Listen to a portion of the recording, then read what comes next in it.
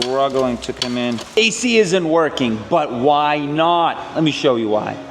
Your car's AC stopped working. It's hot outside. You're like, what the hell's going on? Next thing you know, it's working, and then it doesn't. Why is this happening? Why is the AC intermittently working, intermittently not? You check the AC pressures. The AC pressures are good. Your refrigerant isn't low. Sometimes the AC works. Sometimes it doesn't.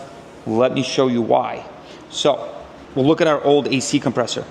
So here's an AC compressor. The way this works is we have a pulley that's driven by the belt, and this always spins when the engine is running. But if you notice, this centerpiece is not spinning. This is what's connected to the shaft that's going through the compressor that actually does the compressing in the compressor. So this outer section needs to spin. This one is what spins freely.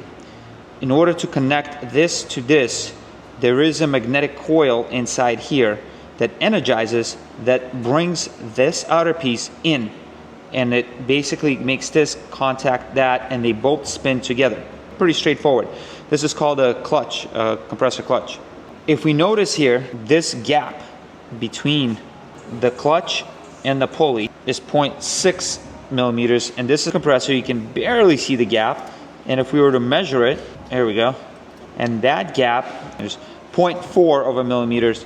So what happens is, over time, that clutch wears. As it engages and disengages, it slips on the pulley, and it will wear in over time, and that gap will grow. And eventually, the gap will get so large, the coil cannot generate enough magnetic field to bring that clutch in. And what you end up seeing is this intermittent action where the AC is working, and all of a sudden, as it gets hot, things expand, maybe that gap grows, and it basically can't engage the clutch anymore, and you have no AC. So a lot of times, a quick way to check that is you can take a pry bar or something. You got to be super careful of this and just tap this while it's running, and it will engage. But you got to be careful because this will just start spinning with the engine, and it can fire back at you. Make sure you're wearing your safety squints if you're doing that, because it can just right in the eye. When the clutch disengages, when the electric coil in here disengages, you have these springs here. These are all springs. Those pull the clutch back out to disengage it. So that's how this works. That clutch is controlled by this single wire here. It gets power, and it uses the case as the ground. And maybe we'll even demonstrate and see how that works. All right, so we got here, we have our power probe, and we're gonna put power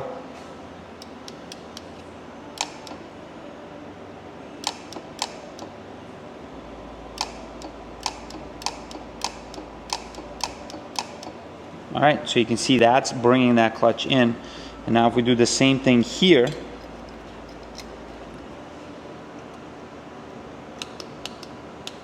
oh, there it goes.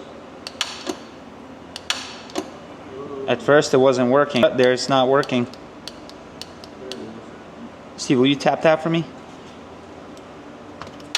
There you have it, ladies and gentlemen. Sometimes it works, sometimes it doesn't. Bad clutch.